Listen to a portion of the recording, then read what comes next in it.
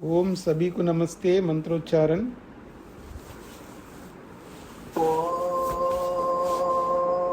सहनाववतु सहनौ भुनक्तु सह वीर्यं करवावहै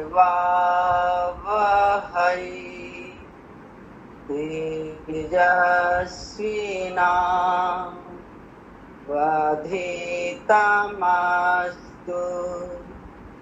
मा विद्विषावहै।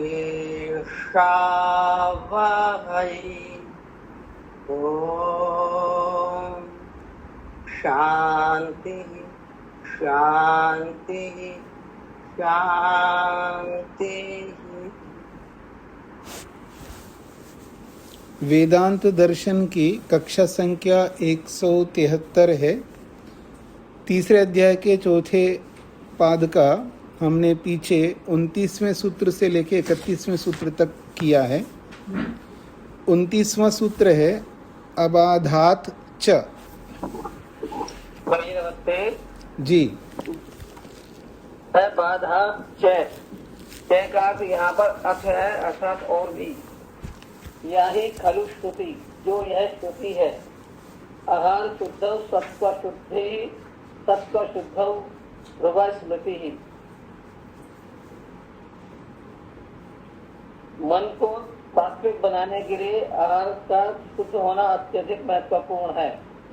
यदि हमारा मन सात्विक है तो हम सात्विक आहार ग्रहण करेंगे तो मन सात्विक रहेगा, और यदि आहार हमारा रजोगुण युक्त होगा तो मन भी रजोगुण युक्त रहेगा, और तामसिक आहार ग्रहण करेंगे तो मन तामसिक बनेगा। शुद्ध आहार भक्षण विषय का न शुद्ध आहार संबंधित भक्षण संबंधित ये विषयक जो ये श्रुति है इसका खंडन नहीं है, क्योंकि जो पूर्व सूत्र में मुमुक्षु के लिए प्राण संकट आने पर आपत्ति काल में अपवाद रूप में न खाने योग्य को तो खाने का निर्देश किया है। हो गया जी। जी स्वामी जी। 30वां सूत्र है अपि च स्मर्यते। स्वामी नमस्ते जी। स्मृति में ये आया है कि मुमुक्षु यदि के प्राण संकट में आ जाएं तो वो अभिक्षय अन्न भी ग्रहण कर सकता है, चाहे वो कहीं से भी, जहाँ से भी, जैसे भी, किसी से भी प्राप्त हो, चाहे राक्षस से या दुष्ट से, तो वो प्राण संकट में तो ग्रहण कर लेना चाहिए, तो पाप नहीं लगेगा। जैसे कीचड़ से आकाश लिप्त नहीं होता।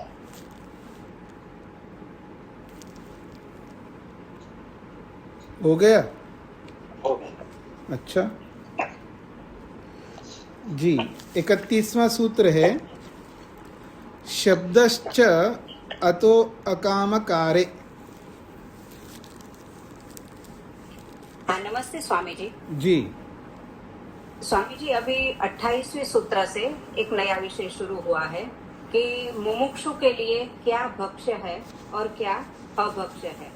तो उसके विषय में कहते हुए कहा है कि मुमुक्षु के लिए जब प्राण संकट में होते हैं तो अपने प्राण की रक्षा करने के लिए वह अभक्ष्य वस्तु भी यदि खा लेता है, अर्थात किसी का उच्छिष्ट हो, किसी नीच व्यक्ति के पास से उसका जूठन भी वह खा सकता है, उसके लिए उसको अनुमति दी गई है। और बाद में फिर यह भी कहा कि आत्मा की शुद्धि के लिए शुद्ध अन्न को खाना चाहिए। और अब आगे यदि प्राण संकट में ना हो उस समय क्या मुमुक्षु फिर भी अभक्ष्य वस्तु को खा सकता है, उसके विषय में यह सूत्र बता रहा है। शब्दः च अतः अकामकारे। तो यहाँ शब्द का प्रमाण दिया जा रहा है, अर्थात मनुस्मृति के 2 प्रमाण दिए हैं, और इन दोनों प्रमाणों से ये बता रहे हैं कि यदि मुमुक्षु का प्राण संकट में ना हो तो उस समय उसे ऐसा खाने की कोई अनुमति नहीं है, अर्थात उसका निषेध किया हुआ है। तो मनुस्मृति में का प्रमाण है यक्ष रक्षः पिशाच अन्नम मद्यम मांसम सुरा आसवम तद्देवानाम अश्नता हवि। अर्थात ये जो यक्ष रक्ष पिशाच आदि नीच जाति के जो लोग जो अन्न मद्य मांस आदि खाते हैं, तो वह मुमुक्षु व्यक्ति नहीं खा सकता, उसके लिए निषेध किया है। और आगे दूसरा जो प्रमाण दिया है वह प्रमाण है न उच्छिष्टम कस्यचित् दद्यात् अन्नात् न अद्यात् च एव तथान्तरा। तो इसमें भी कहा है कि किसी को भी जूठा अन्न खाने के लिए न देना चाहिए और किसी के पास से खाने के लिए जूठा अन्न नहीं लेना चाहिए। तो मनुस्मृति के इन दोनों प्रमाणों में जो अभक्ष्य वस्तु है वह मुमुक्षु नहीं ले सकता, उसके लिए निषेध किया हुआ है। तो इस प्रकार मुमुक्षु अपनी इच्छा से यदि प्राण संकट में न हो उस समय कुछ अभक्ष्य नहीं ले सकता है। तो इस प्रकार यहाँ शब्द का प्रमाण प्रस्तुत करके मुमुक्षु के लिए निषेध किया है। जी, प्रसंग जो चल रहा है, मुमुक्षु आपत्ति काल में क्या अभक्ष्य को खा सकता है, ये प्रसंग है। मुमुक्षु का अर्थ है हर कोई व्यक्ति नहीं, मैं मोक्ष को चाहता हूँ इस और मैं मुमुक्षु बन गया, ऐसा व्यक्ति नहीं है। मुमुक्षु व्यक्ति यहाँ पर उसको कहा जा रहा है जो पाप कर्म बिल्कुल नहीं करता और विवेक वैराग्य को प्राप्त करके, आप में से किसी का माइक बंद नहीं है।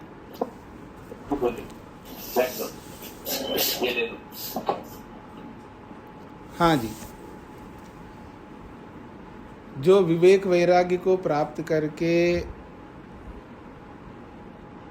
दो बड़ी समाधियां हैं जो संप्रज्ञात और असंप्रज्ञात, और जिसने संप्रज्ञात समाधि प्राप्त कर लिया हो, ऐसे योग्य व्यक्ति जो पाप कर्म बिल्कुल बंद किया है, अविद्या वाले कोई कर्म नहीं करता है, बहुत ऊंची योग्यता हो गई उसकी, और वो ऐसे जगह पर फंस गया हो जहाँ दूर दूर तक उसको खाना पीना कुछ नहीं मिल रहा है, और एक दिन नहीं, दो दिन नहीं, दिनों दिन निकल गया, अब मरने की स्थिति आ गई उसकी। अब शरीर की रक्षा करने के लिए कुछ तो खाना होगा। उस समय क्या उस समय उसके सामने कोई अधार्मिक व्यक्ति मिले और वो खाना दे तो ले सकता है, तो शास्त्र कहता है ले सकता है। और कोई शास्त्र में जैसे हमने उपनिषद पढ़ा है ना, तो उपनिषद में एक ऐसा दौर था, अकाल आया था, अन्न बिल्कुल नहीं मिल रहा था, तो जंगल में जाते जाते कोई हाथीवान, जो हाथियों को रखने वाला, उसके पास जंगली उड़द था, वो खा रहा था, और उसके थाली में उतना ही था, अतिरिक्त नहीं था, उसको खा रहा था। तो वो जो ऋषि थे वो उनसे मांगा है, तो उसने बोला कि मेरे पास में और अलग से नहीं है, जो मैं खा रहा हूँ यही है, तो ना कि इसी में से दे दो। यह आपत्ति का, वो उच्छिष्ट का मतलब है झूठा भोजन, चाहे वो झूठा भी भोजन हो, चाहे कोई अधार्मिक व्यक्ति दे।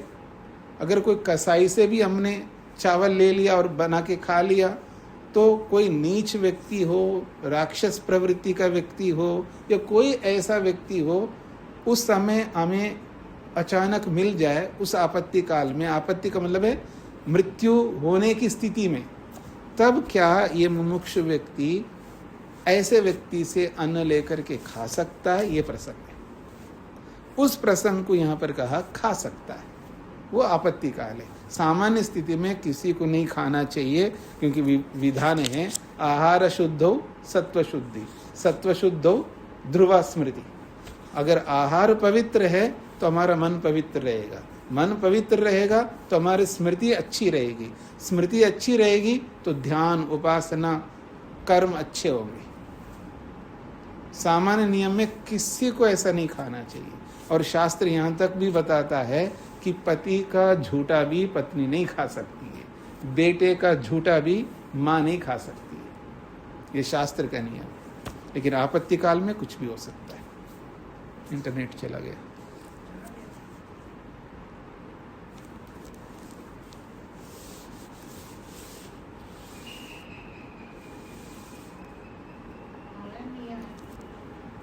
अब दोबारा आ गया। हाँ जी, तो बीच में इंटरनेट चला गया था। अभी मेरी आवाज आ रही है? जी जी जी। तो ये प्रसंग है, तो मैं आपको थोड़ा बता दिया ताकि प्रसंग हमारा क्या चल रहा है, उस प्रसंग का ये है। हाँ जी, मोहनलाल जी को क्या पूछना है? स्वामी जी नमस्ते। जी स्वामी जी, यदि अभक्ष भोजन में मांस आदि हो और मांस आदि को वो ना खाएं तो ये चलेगा अगला जन्म से ही भले ही? नहीं, अभक्ष में मांस भी होना तो वो खा सकता है। प्रसंग ऐसा है कि वो मांस यदि हिंसा से प्राप्त ना हो तो, क्योंकि ऐसा भी प्रसंग आता है वो कुछ भी खा उस अभक्ष है, वो खाने योग्य नहीं है। लेकिन उस परिस्थिति में उस विशेष व्यक्ति, हम लोग तो कभी नहीं कर सकते, मैं तो मर जाऊंगा, आपको भी मर जाना चाहिए, बल्कि हमारा अच्छा जन्म मिलेगा धर्म करने से। पर वो जो पीछे भी मैंने बताया था ना, वो सामान्य व्यक्ति नहीं है, वो विशेष व्यक्ति की बात हो रही है। हम लोग नहीं कर सकते। मान लीजिएगा कि मोहनलाल जी को या मेरे को कोई आतंकवादी पकड़ लिए या कोई ऐसे विधर्मी पकड़ लिए, कहीं ऐसे जगह अंडरग्राउंड ले जा कर के रख दिया और दिनों तक हमको खाना नहीं पिया और मरने की स्थिति आ गई और हमारे सामने मांस रखा, खाओ, ये खाओगे तो जिंदा रहोगे, तब तो हम मरेंगे, पर खाएंगे नहीं, क्योंकि हम पहुँचे हुए आदमी नहीं हैं। लेकिन जो पहुँचा हुआ आदमी है वो कुछ भी खा सकता है, उस समय उसको कोई पाप नहीं लगता है, क्योंकि उसने उन सबसे ऊपर उठा हुआ है। पर वो हिंसा वाला नहीं होना चाहिए। अगर वो हिंसा करके लाए हो तब भी वो बड़ा आदमी भी नहीं खा सकता, क्योंकि शास्त्र में आता है ना, जंगल में अपने आप मर गया है और अकाल पड़ गया, कुछ नहीं मिल रहा है, तो जो मिले वो खाएगा, वो व्यक्ति, हर कोई व्यक्ति नहीं है। बाकी ये सबको समझ में नहीं आएगा, पर ऐसी परिस्थिति रेर में कभी आता हो। और अभक्ष का मतलब वो मांस न लेकर के, हम अभक्ष का मतलब है जैसे निकृष्ट व्यक्ति, पापी व्यक्ति। अब जैसे हम लोग बाजार में जाते हैं, हमको क्या पता है वो धर्मात्मा है, उससे खरीद करके तो लाते ही हैं ना हम लोग।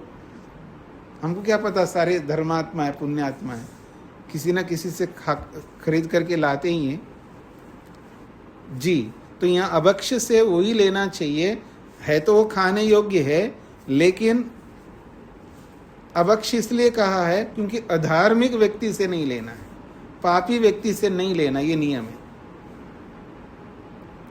तो आगे बढ़ता हूं जी मैं। 32वां सूत्र, विहितत्वाच्च आश्रम कर्म अपि, विहितत्वात् च आश्रम कर्म अपि ब्रह्मचर्यादिकं स्व आश्रम कर्म अपि मुमुक्षुः अनुतिष्ठेत् शास्त्र विहितत्वात्। सूत्र कह रहा है ब्रह्मचर्यादिकं स्वाश्रम कर्म, ब्रह्मचर्य और आदि से गृहस्थ, वानप्रस्थ, संन्यास, ये चारों आश्रमों के स्वकर्म अपि, स्व आश्रम कर्म अपि, अपने अपने आश्रमों के कर्मों को, मुमुक्षु अनुतिष्ठित, जो मुमुक्षु बना हुआ है वो उसको उस आश्रम व्यवस्था के कर्मों का अनुष्ठान करना चाहिए। अर्थात वो ब्रह्मचर्य आश्रम में है और मुमुक्षु बन गया हो तो ब्रह्मचर्य के कर्तव्यों को उसको करना चाहिए। ऐसा नहीं कि मैं मुमुक्षु हो गया अब मेरे को ब्रह्मचर्य आश्रम के कर्तव्य नहीं करना है। यदि कोई गृहस्थी व्यक्ति है और वो मुमुक्षु बन गया हो और अब मेरे को गृहस्थी के कर्तव्यों को नहीं करना, ऐसा नहीं चलेगा। और कोई वानप्रस्थी है या कोई सन्यासी है, अगर वो मुमुक्षु बन गया हो फिर वो आश्रम के कर्तव्यों को छोड़ दे, ऐसा नहीं हो सकता। ये इसका तात्पर्य है।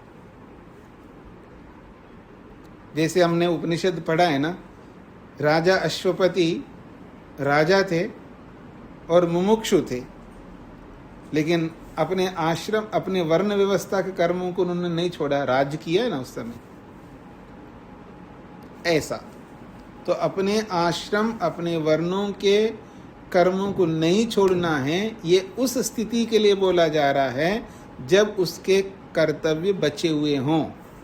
ये भी याद रखना, मुमुक्षु तो बन गया लेकिन आश्रम के कर्तव्य बचे हुए हैं, तो मुमुक्षु बनने के कारण वो आश्रम के कर्तव्यों को छोड़ना नहीं है, उस परिप्रेक्ष्य में बोला जा रहा है। यहाँ पर दो परिस्थितियां होती है जी। एक परिस्थिति ऐसी होती है कि जब राजा है, राजा की बात करता हूं मैं, राजा अश्वपति जब ब्रह्मवेत्ता थे तो उनको तो राजपाट छोड़ करके चला जाना चाहिए, लेकिन वो गए नहीं, क्योंकि उस समय उनके अतिरिक्त और कोई उस राज्य को संभालने वाले नहीं थे। अगर कोई संभालने वाले होते तो वो छोड़ करके चले जाते, वो नहीं थे, इसलिए उन्होंने वहां रहते हुए उस क्षत्रिय धर्म को भी निभा रहे थे और इधर मुमुक्षु धर्म को भी निभा रहे थे। ऐसा रेयर में होता है, हर समय नहीं होता है, हर परिस्थिति में नहीं होता। सामान्य रूप से सब छोड़ करके जाना होता है। इसलिए तो दूसरा विधान है ना, जिस दिन वैराग्य हो जाए उसी दिन छोड़ करके जाए। तो विकल्प भी होते हैं, उन विकल्पों को हमको ध्यान में रख करके चलना होगा। नहीं तो हमारे मन में ये आएगा, एक और तो ये लिखा है कि जिस दिन वैराग्य हो जाए उस दिन छोड़ करके जाए, और इधर कह रहे हैं मुमुक्षु हो जाए तो भी अपने आश्रम धर्मों को पालन करें। तो वो बात माने, ये बात माने, दोनों सही बातें हैं, लेकिन परिस्थिति विशेष में दोनों अलग अलग स्थितियां हैं। आपको स्पष्ट हो रही है बातें? तो परिस्थिति विशेष को देख करके चलना होता है। हर व्यक्ति के लिए कोई नियम नहीं है। हाँ, गृहस्थ के कर्तव्य आपके पास है और गृहस्थ के कर्तव्य पूरा नहीं किया है और मुमुक्षु नहीं बने हैं, तो अपने गृहस्थ के कर्तव्य को पूरा करो, आश्रम बदल दो। अभी तो मुमुक्षु तो बने नहीं है, तो आश्रम बदलना तो हो सकता है, चाहे वो मुमुक्षु बने या ना बने। और मुमुक्षु बन गए तो अब आश्रम नहीं, वो सीधा सन्यासी ले लेगा, क्योंकि मुमुक्षु हो गया तो। और मुमुक्षु का यह तात्पर्य, मैं मुक्ति चाहता हूं उसको भी मुमुक्षु कहते हैं, और जो मुक्ति को जो साध लिया है उसको भी मुमुक्षु कहते हैं। तो ये प्रसंग उस व्यक्ति का है जो मुमुक्षुत्व को साध लिया हो, उस व्यक्ति की चर्चा है। जैसे मैं योगाभ्यास करता हूँ, मैं भी योगी हूँ, आप योगाभ्यास करते हैं, आप भी योगी है। जो भी योगाभ्यास करेगा वो भी योगी कहलाएगा। लेकिन वास्तविक योगी कौन होता है? जिसने समाधि लगाया है। तो ये उस व्यक्ति की बात हो रही है, मुमुक्षुत्व की। तो यहाँ पर कहा जा रहा है शास्त्रभीतत्वात्, क्यों आश्रम कर्मों को करना चाहिए? क्योंकि शास्त्रों में विधान किया गया होने से। तपसा ब्रह्मचर्येन श्रद्धया विद्यया आत्मानम अन्विष्य। तपसा ब्रह्मचर्येन, तपस्या से, ब्रह्मचर्येन ब्रह्मचर्य से, श्रद्धया श्रद्धा से, विद्यया विद्या से, आत्मानम अन्विष्य, आत्मा का अन्वेषण किया जाता है, आत्मा को खोजा जाता है।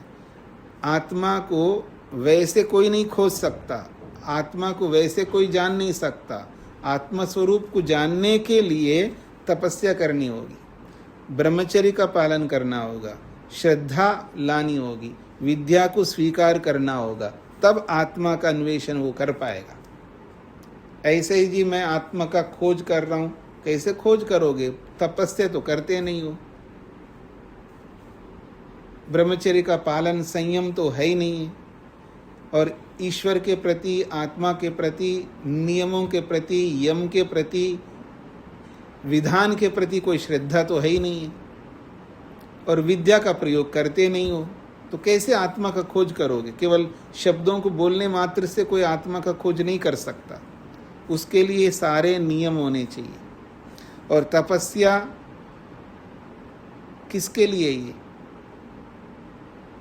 ये तपस्या वानप्रस्थी के लिए, ब्रह्मचर्य नहीं ब्रह्मचारी के लिए, श्रद्धा जो है ये गृहस्थी के लिए, विद्या जो है सन्यासी के लिए, सब अलग अलग है। तो ये आश्रम कर्म बताए जा रहे हैं सभी आश्रमों के।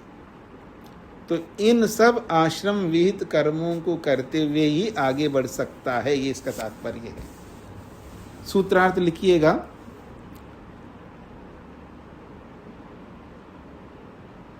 मुमुक्षु जिस किसी आश्रम में हो उसके लिए, मुमुक्षु जिस किसी आश्रम में हो, मुमुक्षु जिस किसी आश्रम में हो उसके लिए बताए गए, मुमुक्षु जिस किसी आश्रम में हो उसके लिए बताए गए अपने अपने आश्रम कर्मों का, अपने अपने आश्रम कर्मों का अनुष्ठान करना चाहिए, अपने अपने आश्रम कर्मों का अनुष्ठान करना चाहिए। ऐसा शास्त्र विधान करता है, ऐसा शास्त्र विधान करता है।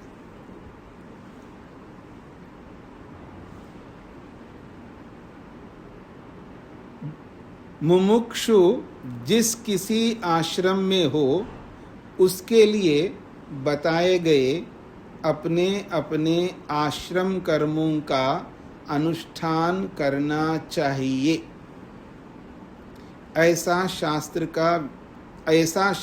विधान करता है, ऐसा शास्त्र विधान करता है। हाँ जी, अजीत जी को क्या कहना है? स्वामी जी नमस्ते जी। ये अभी जो आश्रम की बात कर रहे थे ना, उसी पे प्रश्न था जी कि गृहस्थ आश्रम में भी मुमुक्षु बन सकते हैं? हाँ, किसी भी आश्रम में बन सकते हैं ना। तो राजा अश्वपति गृहस्थी तो थे, राजा गृहस्थी तो होता है। और जो आश्रम नहीं त्याग करते, जैसे बात गृहस्थी है, गृहस्थी से फिर बोले कि आश्रम त्याग कर देना चाहिए, ज्ञान ना हो तो भी कर देना चाहिए, इसका क्या अभिप्राय समझे स्वामी? नहीं, गृहस्थ को त्याग करना चाहिए, ज्ञान ना हो तो भी, मतलब आप क्या पूछना चाहते हैं? जी, आप जैसे बताए कि मुमुक्षु नहीं बना है जी, भी आश्रम बदल देना चाहिए, इसके बारे में।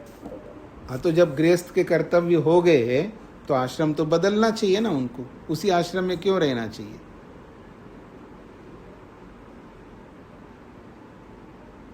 नहीं समझ में आ रहा है आपको?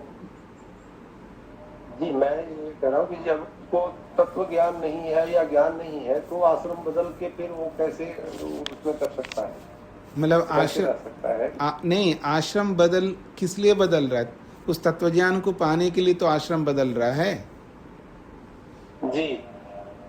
बिना आश्रम बदले तो तत्वज्ञान कैसे होगा?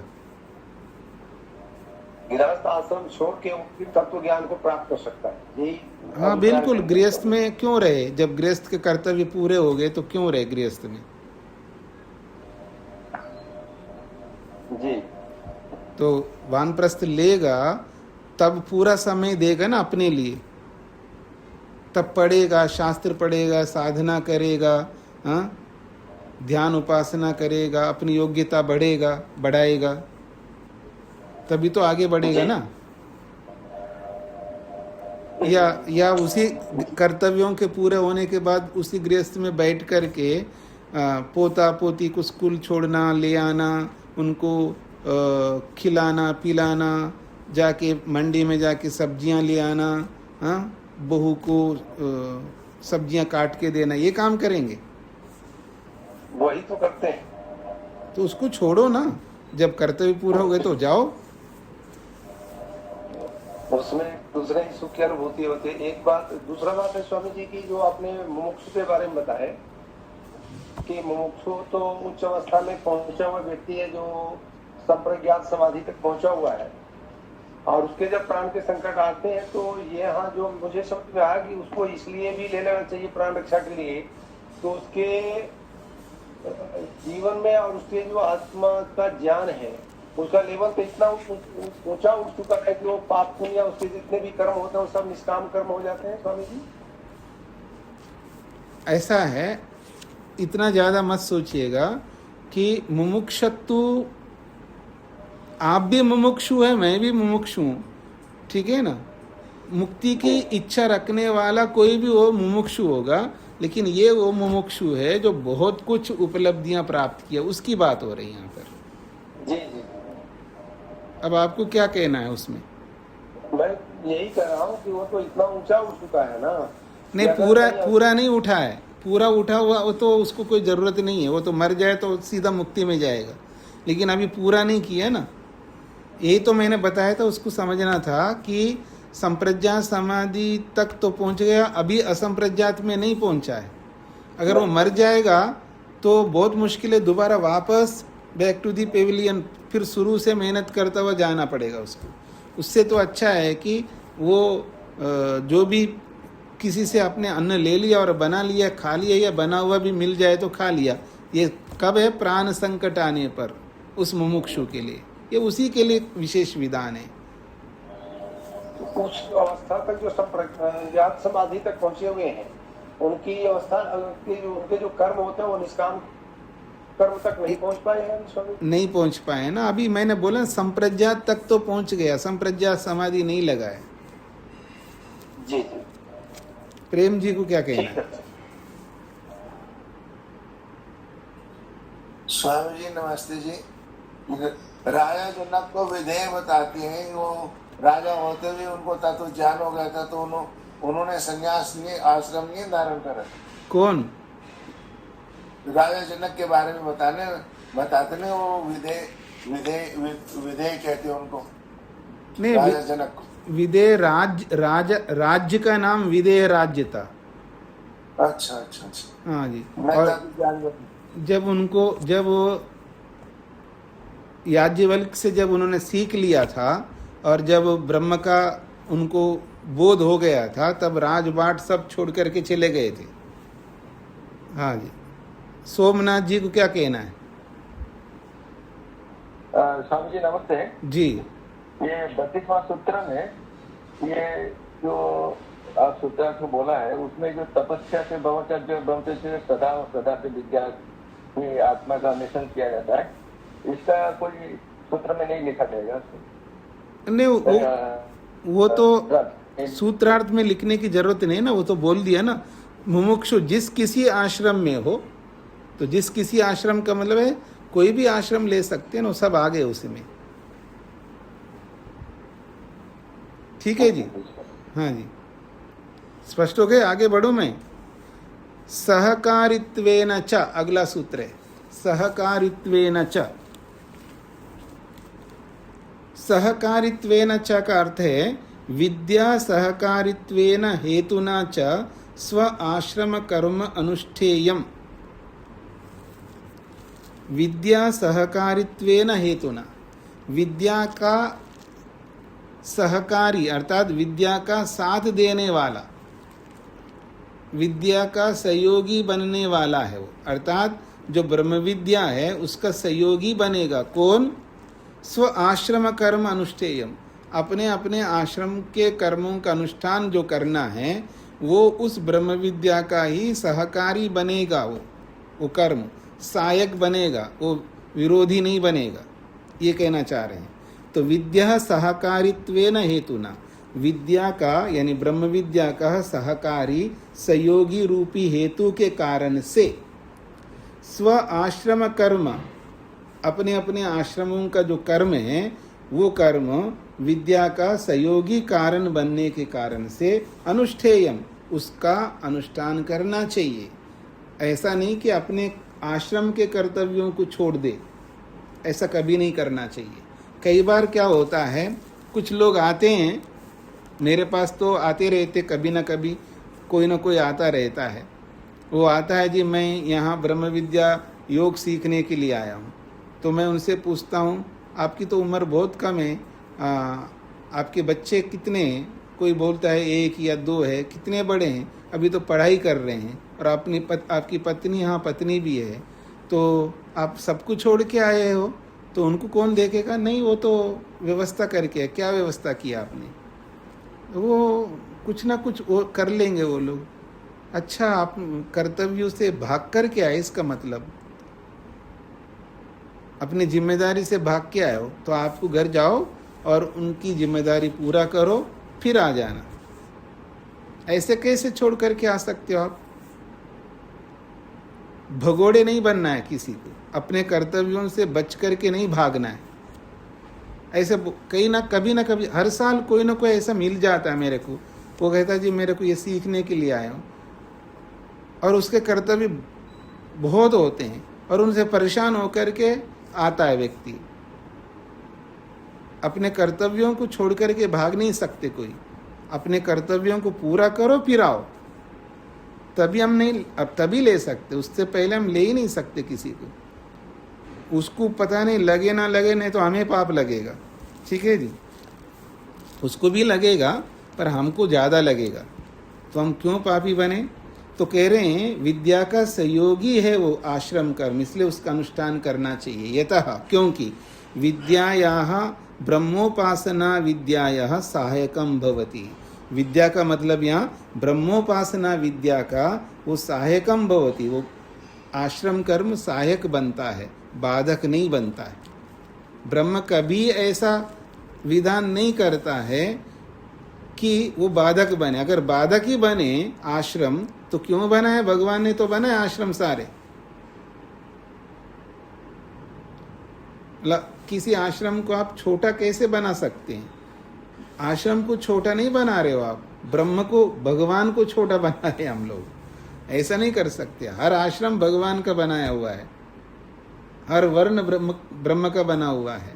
अब ये अलग बात है, हम उस वर्ण का ना हो तो भी हम ब्राह्मण तो है, लेकिन खाना बना रहे। तो ब्राह्मण है तो खाना क्यों बनाएगा? वो तो विद्या पढ़ने पढ़ाने का काम करेगा। नाम तो क्षत्रिय का है, लेकिन वो बर्तन मांज रहा है। अरे तू व्यवस्था करना, राज्य की व्यवस्था करो, न्याय व्यवस्था करो, पर उसके पास योग्यता नहीं है। जब योग्यता नहीं है तो फिर वो क्षत्रिय कैसा है? केवल नाम के पीछे वर्मा लिखने से, शर्मा लिखने से, गुप्ता लिखने से आप ब्राह्मण, क्षत्रिय, वैश्य नहीं बनते। योग्यता है तो लिखो, नहीं तो हटाओ अपना नाम के पीछे वो पूंछ को। ठीक है जी। आप किसी को बुरा भी लग सकता है मेरा कहना, भाई जब आप वैश्य है ही नहीं है तो वैश्य क्यों लिखते हो आप? अगर मान लीजिएगा कोई योगी लिख दे और योगाभ्यास ना करे तो आपको कैसा लगेगा जी? आपको, आप लोगों को बोलो। कोई आदमी आए आपके घर पे और आपके नाम से, वो अपने नाम के पहले ही आते महान योगी ऐसा लिखे, तो आप वो योगाभ्यास तो करता नहीं है, तो आपको कैसे लगता है? बड़ा बुरा लगता है ना आप लोगों को। तो जब आपको बुरा लगता है तो मेरे को नहीं लगेगा बुरा? जब आप नाम के पीछे तो आप शर्मा लिखते हो, वर्मा लिखते हो और काम वो बिल्कुल नहीं करते हो, तो मेरे को भी बुरा लगेगा। इसलिए वर्ण जो है, आश्रम जो है, वो योग्यता के आधार पर है। इसलिए आश्रम कर्म कभी भी ब्रह्म विद्या के बाधक नहीं है, ये बात कही जा रही है। अगर बाधक होते तो भगवान ने बनाए क्यों ये आश्रम वर्ण? तो सूत्रार्थ लिखिएगा, आश्रम कर्म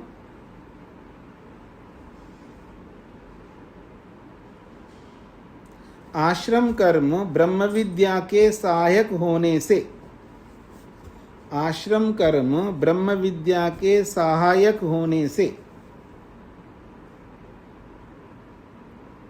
आश्रम कर्म ब्रह्म विद्या के सहायक होने से उनका अनुष्ठान अवश्य करना चाहिए, उनका अनुष्ठान अवश्य करना चाहिए,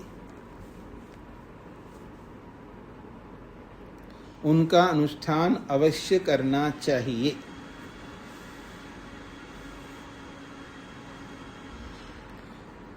आश्रम कर्म ब्रह्म विद्या के सहायक होने से उनका अनुष्ठान अवश्य करना चाहिए।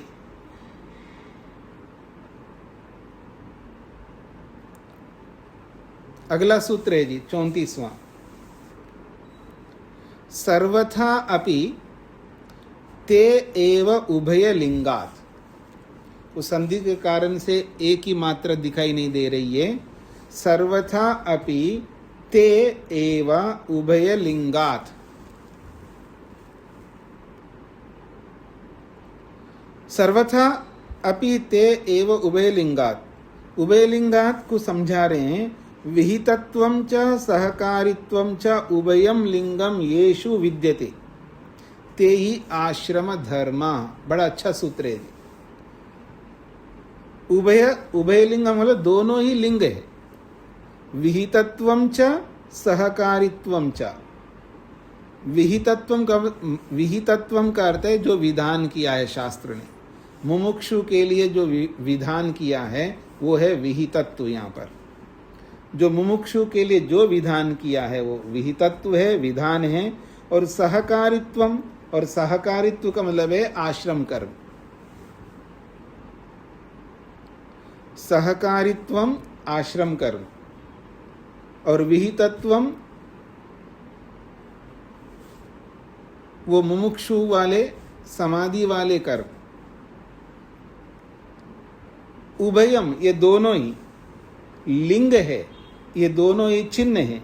येषु विद्यते जिनमें ये दोनों लिंग, ये दोनों ही योग्यताएं जिनमें विद्यमान हो, वो कौन है? ते ही आश्रम धर्म। उसी को तो आश्रम कहते हैं। कितनी अच्छी बात कही है। मतलब ब्रह्म विद्या का जो विधान है, अर्थात ब्रह्म विद्या कैसी होती है, ब्रह्म विद्या को कैसे व्यवहार में उतारना है, वो एक है। मतलब यानी आप ये कह सकते हैं उपासना विद्या और सहकारित्वम आश्रम कर्म, ये दोनों ही एक सिंबल, लिंग, चिन्ह बन रहे हैं। और ये दोनों चिन्ह कहाँ पर रहते हैं? तो कहते हैं आश्रम में रहते हैं।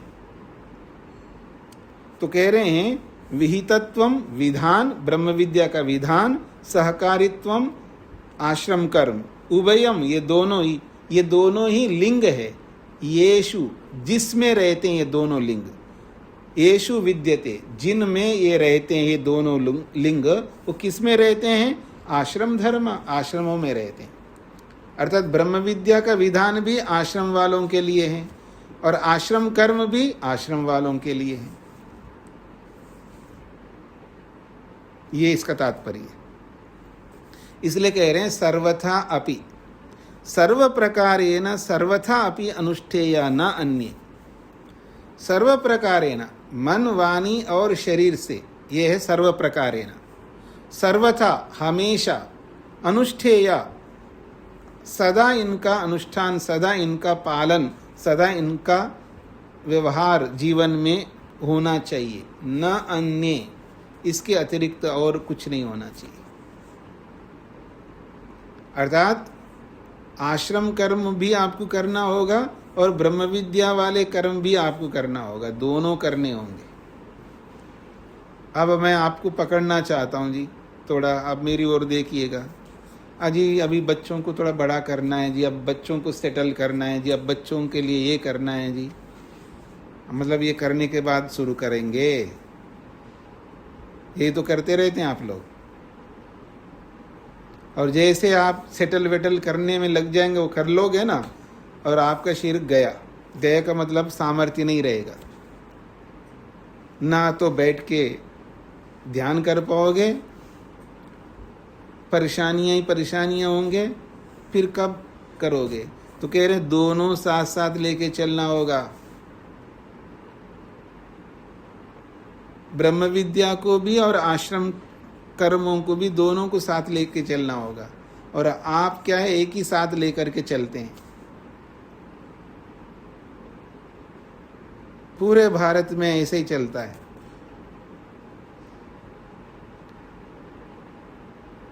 बड़े लोग भी बोलते हैं, जवान लोग भी बोलते हैं, जी अभी तो हमको एक अभी बच्चा है जी, अभी से ये ध्यान आदि करने लगे तो धंधा कौन करेगा जी, पैसा कौन लाएगा, घर कैसे चलेगा जी। भाई उसको 24 घंटे बैठ कर के ओम थोड़ा करना है। हवन 24 घंटे थोड़ा करना है भाई, 15-20 मिनट लगते हैं हवन में, 15-20 मिनट संध्या में लगते हैं। तो थोड़ा बहुत करना चाहिए ना हर व्यक्ति को। नहीं जी ये तो बाद में हो गए, अभी तो उसको कमाने दो, अभी तो ये करने दो। तो वो बच्चे भी ऐसा करते हैं, और हम लोग भी उनको सेटल करने में सारा जीवन दे देते हैं, और बाद में शरीर में सामर्थ्य नहीं रहता है। तो यहाँ ये बात कही जा रही है, दोनों साथ लेके चलना होगा। सूत्रार्थ लिखिएगा।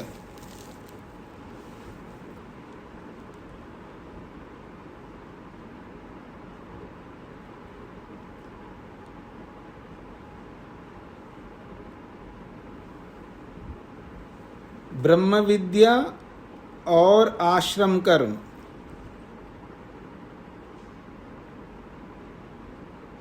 ब्रह्म विद्या और आश्रम कर्म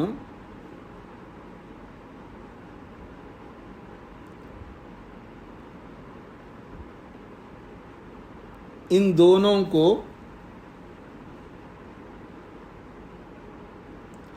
ब्रह्म विद्या और आश्रम कर्म इन दोनों को सभी आश्रम वासियों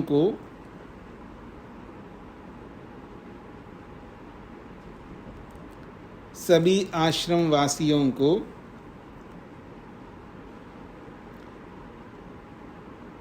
मन, वाणी और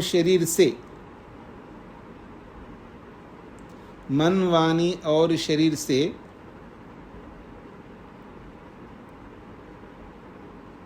सदा करना चाहिए।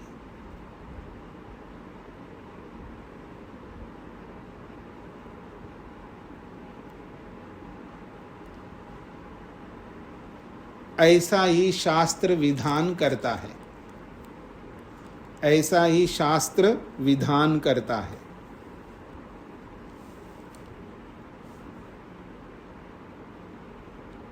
हाँ जी प्रमोद जी दोहराइएगा, क्या लिखा है? नमस्ते स्वामी जी। लिखा है ब्रह्म विद्या और आश्रम कर्म इन दोनों को सभी आश्रम वासियों को मन, वाणी और शरीर से सदा करना चाहिए, ऐसा ही शास्त्र विधान करता है। जी 35वां सूत्र की भूमिका के रूप में प्रस्तुत किया जा रहा है। तेषाम आश्रम धर्माणाम अनुष्ठाने अन्यो हेतु उच्यते। उन आश्रम के धर्मों को व्यवहार में अनुष्ठान करने के लिए दूसरा हेतु भी प्रस्तुत किया जा रहा है। अर्थात आश्रम कर्मों को नहीं छोड़ा जा सकता, ये बात कही जा रही है। तो तेषाम आश्रम धर्मानाम अनुष्ठाने, उन आश्रम के धर्मों का अनुष्ठान करने के संदर्भ में अन्यो हेतु, एक दूसरा हेतु उच्यते प्रस्तुत किया जा रहा है। अनभिभवं च दर्शयति। अनभिभवं च दर्शयति। अनभिभवं च दर्शयति एषा हि आत्मा न नश्यति यम ब्रह्मचर्येन अनुविन्दति। बहुत बड़ी बात कही है। एषा ही आत्मा न नश्यति, उसकी आत्मा कभी नष्ट नहीं होती है। अब आत्मा तो वैसे नष्ट नहीं होती है, इसका मतलब है उसकी आत्मा कभी भ्रष्ट नहीं होती है, उसकी आत्मा मलिन नहीं होती है। किसकी? यम ब्रह्मचर्येन अनुविन्दते, जिस आत्मा को ब्रह्मचर्य का पालन करके अनुभव करता है, जिस आत्मा को संयम से अनुभव करता है, उसकी आत्मा भ्रष्ट नहीं होती है। ये इसका तात्पर्य है। ब्रह्मचर्यम ही आश्रम धर्म, और ये ब्रह्मचर्य क्या है? ये आश्रम धर्म है, और सभी आश्रम वासियों को ब्रह्मचर्य का पालन करना है, ये शास्त्र बताता है। एतादृशो यह सहकारी विद्यायाः, एतादृशः इस प्रकार का जो ब्रह्मचर्य रूपी कर्म है, यह सहकारी जो कि सहायक है, किसका? विद्यायाः, ब्रह्म विद्या का। ब्रह्म विद्या का इस प्रकार का कर्म सहकारी है, सहायक है, सहयोगी है, विरोधी नहीं है। अर्थात ब्रह्मचर्य का पालन करना ब्रह्म विद्या का सहयोगी कार्य है, विरोधी नहीं है। तथा विहितश्च अध्यात्म विद्यायाम, और अध्यात्म विद्या में ब्रह्म विद्या की प्राप्ति में विहितः, इसका विधान भी किया है। इसलिए सहकारी बनेगा ना कर्म। और शास्त्र क्या कहता है? यदिच्छन्तो ब्रह्मचर्यं चरन्ति। यदिच्छन्तो, ये कठोपनिषद का महत्वपूर्ण वचन है। यद इच्छन्तो ब्रह्मचर्यं चरन्ति, जिस ब्रह्म को चाहते हुए सभी आश्रमवासी ब्रह्मचर्य का पालन करते हैं। यदिच्छन्तो ब्रह्मचर्यं चरन्ति, जिस ब्रह्म को चाहते हुए सभी आश्रमवासी ब्रह्मचर्यं चरन्ति, ब्रह्मचर्य का पालन करते हैं। तत्ते पदम संग्रहेण ब्रवीमि ओम इत्येतत्। ऐसे उस जिसको चाहने के लिए, जिसको पाने के लिए सभी आश्रमवासी ब्रह्मचर्य का पालन करते हैं, वो कौन है? तत्ते पदम, ऐसे उस उत्कृष्ट पद को संग्रहेण, बड़े संक्षेप से, सरलता से मैं ब्रवीमि बता रहा हूँ आपको। ये यमाचारी कहते हैं नचिकेता को। क्या कहते हैं? वो कौन है जिसको पाने के लिए सारे आश्रमवासी ब्रह्मचर्य का पालन करते हैं? वो कौन सा पद है? तो कहते हैं ओम इत्येतद्, वो तो मात्र ओम ही है।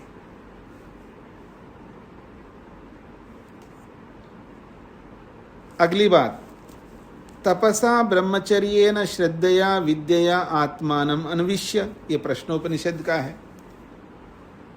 आत्मानम, ब्रह्म को समझना चाहता है, ब्रह्म का खोज करना चाहता है, ब्रह्म का अन्वेषण करना चाहता है, तो क्या करना होगा? तपसा, तपस्या करनी होगी।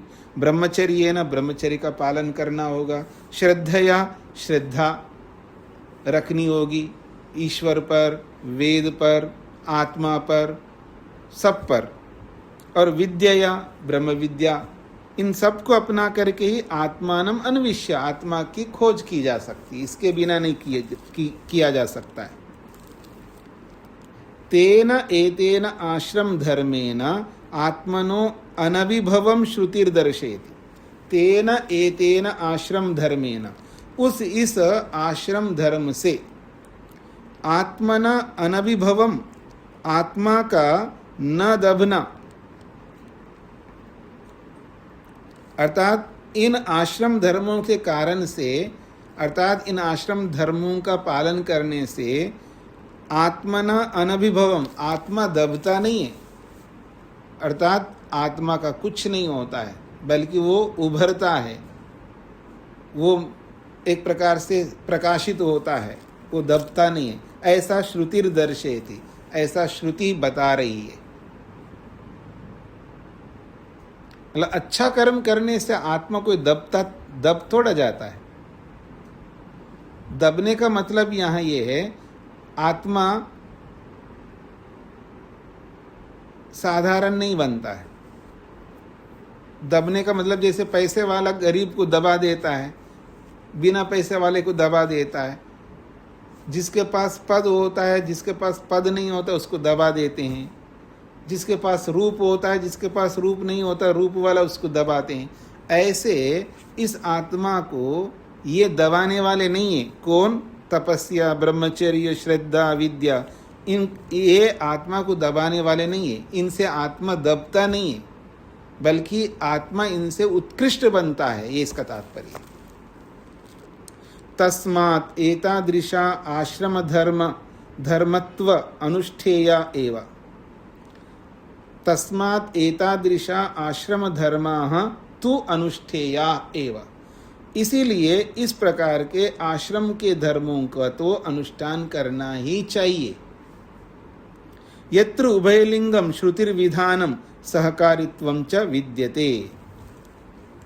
तो कहते हैं यत्र उभयलिंगम, जहाँ दोनों चिन्ह लिंग के रूप में बताए गए हैं, जिन श्रुतियों में, जिन स्मृतियों में, जिन शास्त्रों में उभयलिंगम, चाहे वो ब्रह्म विद्या रूपी अनुष्ठान हो या आश्रम धर्म का अनुष्ठान हो, ये दोनों ही चीजें जहाँ बताई गई हो, और श्रुतिर विधानम, और साक्षात श्रुति भी विधान कर रही है।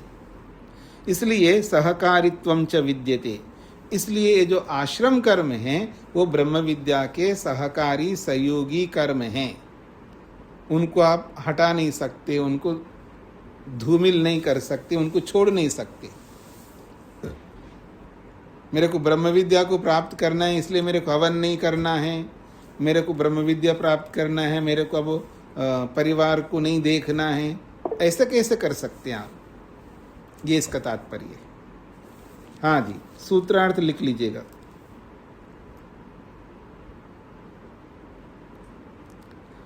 आश्रम कर्म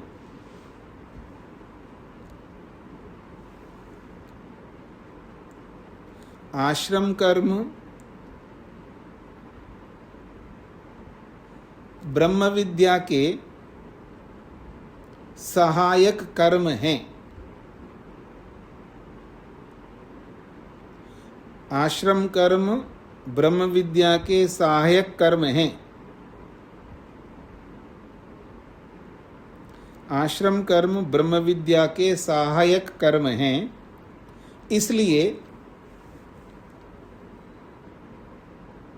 इसलिए आश्रम कर्मों को करने से, इसलिए आश्रम कर्मों को कर लेने से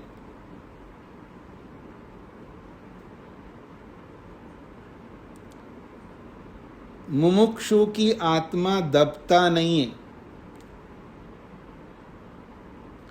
मुमुक्षु के आत्मा दबता नहीं है,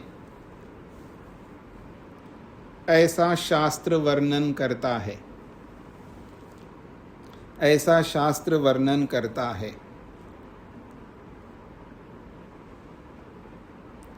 आश्रम कर्म ब्रह्म विद्या के सहायक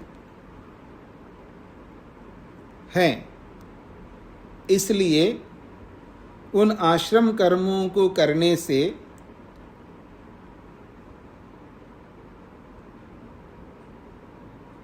मुमुक्षु की आत्मा नहीं दबता है, ऐसा शास्त्र वर्णन करता है। राजगोपाल जी को क्या कहना है? जी आचार्य, यहाँ जी। पर जो अनाभिभवम है उसका अर्थ दबना, ना दबना। ये अर्थ। अनाभिभवम करो, ना दबना, नहीं दबता जी है। आचार्य, तो ये जो विहिता और सहकारित्व, ये क्या आश्रम कर्म और ब्रह्म विद्या, इन दोनों कर्म का सूचक है? हाँ जी, विहिता का मतलब विधान, जो ब्रह्म विद्या का विधान है उसको विहिता शब्द से कहा, और आश्रम कर्म से आश्रम कर्तव्य बताए। हाँ जी। सहकारित्व का अर्थ आश्रम कर्म है? नहीं, सहकारित्व का मतलब सहयोगी। जी आचार्य। हाँ, अजीत जी को क्या कहना है? जी स्वामी जी, यही तो यहाँ पर आपने बताया था सहकारित्व आश्रम कर्म यहाँ सहकारी का सहयोगी हो गया, तो मेरे ये इसमें डाउट हुआ था, इसलिए क्या? ऊपर में जो बताया ना, जी। विहितत्वम एवं सहकारित्वम 34वें में, जी जी जी। तो यहाँ पर मुझे भ्रांति हुई कि आश्रम कर्म और उपासना कर्म नहीं, वयम यीशु। देखिए सहकारित्वम का शाब्दिक अर्थ तो सहयोगी है, तो सहयोगी कौन है? आश्रम कर्म है, जी। इसलिए वो सहकारित्वम का मतलब आश्रम कर्म ऐसा बोला है। जी विहितत्वम को ब्रह्म विद्या का, ब्रह्म विद्या में, हाँ जी, विहितत्वम से ब्रह्म विद्या लेना है, सहकारित्वम से आश्रम कर्म लेना है। तो कहीं केवल सहकारित्वम बोला है तो वहाँ आश्रम कर्म होंगे, और सहकारी बोलेंगे तो सहायक कहेंगे, तो सहायक भी वो आश्रम कर्म ही होते हैं। जी जी। कार्य कारण को एक माना करके बोला जाता है कई बार। जी, तो और किसी कुछ पूछना तो नहीं है? तो आज इतना ही रखते हैं जी। हाँ अरुण जी। नमस्ते स्वामी जी। जी स्वामी जी, इस सूत्र की भूमिका में बताया है कि कोई दूसरा हेतु दे रहे हैं। जी जी। जब ऐसा प्रतीत हो रहा है कि जो पहले 3 सूत्र हैं वैसा सा ही है कुछ, इसमें भिन्न क्या हुआ? मतलब नहीं, भूमिका में जो बताया ना, हाँ वैसा ही है, लेकिन यहाँ ये बात कही गई है कि उसको दबाया नहीं जाता है, अर्थात आश्रम कर्म नहीं करे तो वो दब जाता हो, मतलब आश्रम कर्म करने के कारण से उसको ईश्वर नहीं मिलता हो, ऐसा नहीं है। इन कर्मों करने से वो कोई निकृष्ट नहीं बनता, वो दबता नहीं है, बल्कि वो उभरता है, श्रेष्ठ बनता है। ये अन्य हेतु है। तो न दबना अन्य हेतु है, बातें तो वही है, न दबना अन्य हेतु है। हाँ जी निर्मला जी। नमस्ते स्वामी जी। जी ये जो आपने बताया 33वें सूत्र में कि विद्या सहायक है, उसमें तो आश्रम व्यवस्था नहीं छोड़नी चाहिए, क्योंकि ब्रह्म विद्या उसके आश्रम में मदद करेगी। हाँ, पर आपको नहीं याद रखना आपको नहीं, आपका तो हो गए कल्याण, आपके तो सारे कर्तव्य हो गए। जिसके कर्तव्य पूरे नहीं हुए गृहस्थ आश्रम के, वो सहायक है, और जिसके कर्तव्य पूरे हो गए वो बाधक होगा। कर्तव्य पूरा होने के बाद भी वहीं बैठे रहे तो बाधक होगा। जी हाँ, मेरे कथन का कोई दुरुपयोग नहीं करना। जी जी। हाँ जी नरेंद्र पाल जी। नमस्ते स्वामी जी। स्वामी जी, ये अभी जब मोमोक्ष की बात कर रहे थे कि जब संकट समय में वो कुछ भी भक्ष को भी खा सकते हैं जी, तो वो तो एक अपवाद था। तो हाँ। हम तो अभी तक सुन रहे थे कि अपवाद में कोई नियम नहीं लागू होता। हाँ तो अपवाद ही बताया है। अपवाद आपत्ति काल में बताया ना, पीछे बताया, तो ये आपत्ति काल के लिए, बाकी समय में तो वो मुमुक्षु भी ऐसा नहीं कर सकता है ना। अभी मेरे लिए आपत्ति नहीं, आपके लिए आपत्ति नहीं है। अब आपत्ति नहीं है तो आप किसी अधार्मिक व्यक्ति से नहीं लेते हो ना। वैशेषिक दर्शन में पढ़े हैं ना, जब आपत्ति, वहाँ मृत्यु की स्थिति नहीं, आपत्ति काल में आप किसी से भी ले सकते हो आपत्ति काल में। लेकिन ये जो आपत्ति है प्राण संकट का आपत्ति है, प्राण संकट की आपत्ति, वो भी केवल मुमुक्षु के लिए, हमारे लिए नहीं है। यहाँ तो ये नियम बताया, तो मैं तो अभी तक क्या जान रहे थे लोग कि अपवाद का कोई नियम नहीं होता। मेरा कहने का मतलब ये था। नहीं, अपवाद का नियम नहीं होता है जी। अपवाद भी एक अपने आप में एक नियम है। वो अपवाद सामान्य नियम, वो अपवाद विशेष नियम होता है, बाकी सामान्य नियम होता है। जैसे हम सबके लिए एक समान नियम है, हम ऐसा नहीं कर सकते। और अपवाद जो है वो विशेष नियम होता है, वो विशेष व्यक्ति के लिए होता है, हर व्यक्ति के लिए नहीं होता है। जैसे मैं आपको बता देता हूँ, आज मेरे को बोला जाए कि आप चलो जी, आप जो पापी व्यक्ति है उससे भी दान ले लेना, मान लीजिए, और मैंने ले लिया, तो मेरे में इतनी योग्यता नहीं है तो मैं हर पापी से लेने लग जाऊंगा, लोभ आ जाएगा। ठीक है ना। तो जो योग्य व्यक्ति होता है वो आपत्ति काल में वो सर्वाइव नहीं कर सकता। उस स्थिति में भले अधार्मिक है, वो अपने आप को सर्वाइव करने के लिए उस आपत्ति काल में उस अधार्मिक से ले लेगा, लेकिन जब आपत्ति जाएगा तो वो नहीं लेगा, क्योंकि वो योग्य व्यक्ति है, अधिकारी व्यक्ति है। अनधिकारी व्यक्ति के लिए नहीं है ये नियम। और समझ लीजिएगा। ओम शांति शांति शांति।